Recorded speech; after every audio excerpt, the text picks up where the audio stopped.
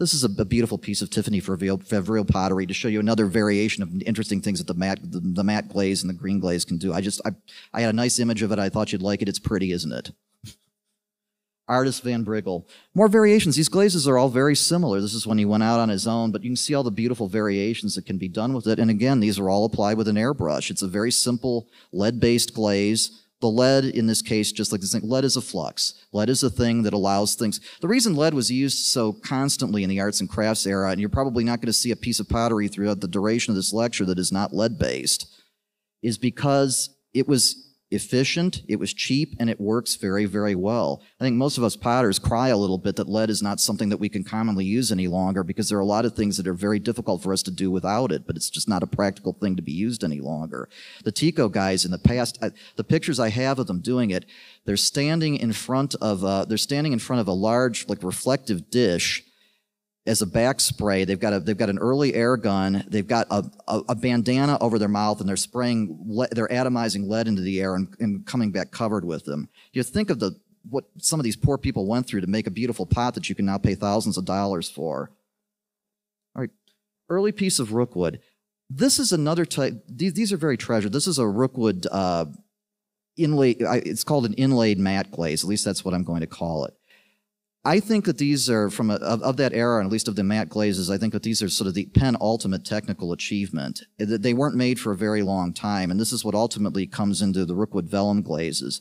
What's very difficult to do about these is all of the beautiful colors that you see on here are in the glaze. They're not something underneath. There's something that if you fired them a few degrees in the wrong way, all of these roses would just melt into a red smear. It must have taken unbelievable amounts of time to put this together. And also, I suspect that the glazes looked, when they were applied, very unlike they ultimately looked in the firing, so the artist really had to use their imagination as to what the ultimate results would be. I've seen a lot of these that had bad misfirings on them and such, and the loss must have been terrible. And I think they got out of doing these as quickly as they could. But boy, this is one of those desert island pots. And another thing about this is this red. Reds, yellows, and oranges are the hardest colors in the universe for potters to deal with. They're unreliable, they're expensive. At the time that this was made, they were very difficult to do. Rookwood is one of those companies that had the facilities, the energy, and the expertise to do a lot of very elaborate glaze experimentation, and they had whole teams of people making up stains and things for them that, in fact, they are lost to time. I wouldn't know exactly what they were using to make the reds in these. They would have had their own specific formula, and they would have guarded it jealously. But, you know, a lot of these things are lost to time, and I guarantee you they have lead and mercury and other things in them that, you know, we're best not knowing about. It's not going to hurt you as an owner, but you don't ever want to try to make a pot that way. This evolves naturally into this beautiful rookwood vellum glaze, which has a very similar surface aspect to a non-potter, but it probably saved them 90% of their time technically from the previous piece. It was much, other than them being beautiful, it's much easier to make. The decoration on here is the same as those earlier rookwood standard pieces. It's all a clay paste under a glaze, but it's covered with a matte glaze, a silken glaze, as opposed to a shiny glaze.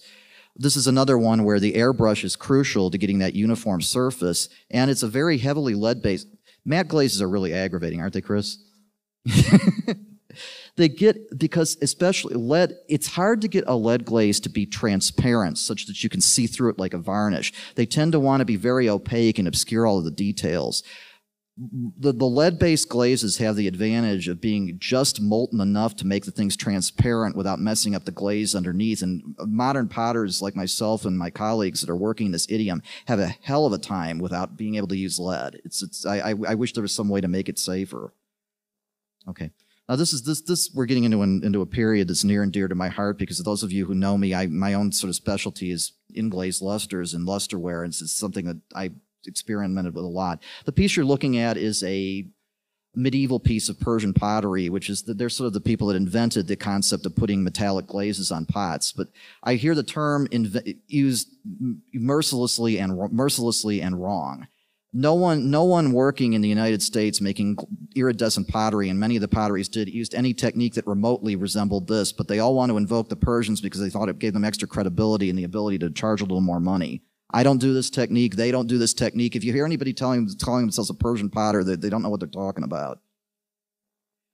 This is the sort of thing that would have been appealing to. This is just a piece of common ancient Roman glass with an iridescent surface. These are the kinds of things that people were digging out archaeologically, seeing them as beautiful. Louis Tiffany and all the glassmakers were seeing pieces of this kind and trying to figure out how they could do this in a controlled fashion rather than burying it for 2,000 years.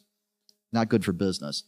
On pottery, same thing. This is another beautiful piece of Persian pottery, but all of the iridescence on this is an accident of burial. The glaze is starting to degrade from being eaten by acids, and it's because if you saw this new, it would have had sort of a dark. It would have just been sort of a boring uniform dark turquoise. Okay, this is a beautiful, important, large piece by Mary Stratton at the Pewabic Pottery, and I think you can see the same sort of that sort of archaeological thing, but it was something.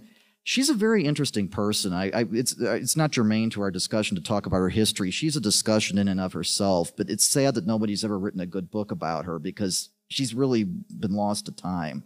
Nobody was doing what they were doing. They started making lusters about 1906 at a time when no one in the United States even conceived of doing it.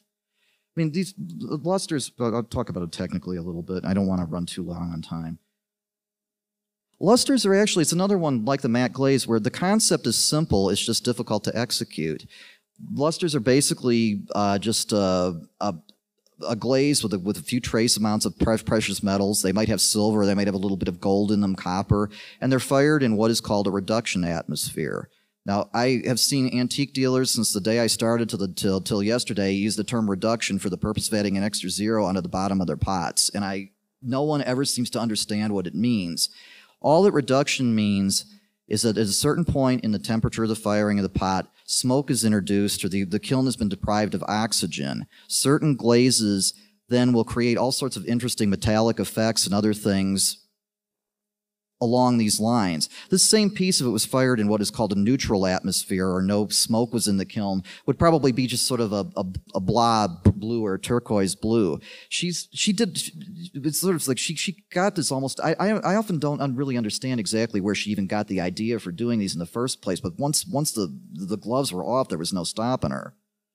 Now, here's an ancient piece from Charles Lang Freer's collection. He's a Detroit magnate that built railroad cars, good friend of Mary Stratton, patron, had important pieces. He's probably the first important collector of Asian pottery in the United States at that time period, and he was very generous and allowed Mrs. Stratton to have access. You can see, I think that this pot may actually be adapted from this very piece. I mean, don't you see how similar they look?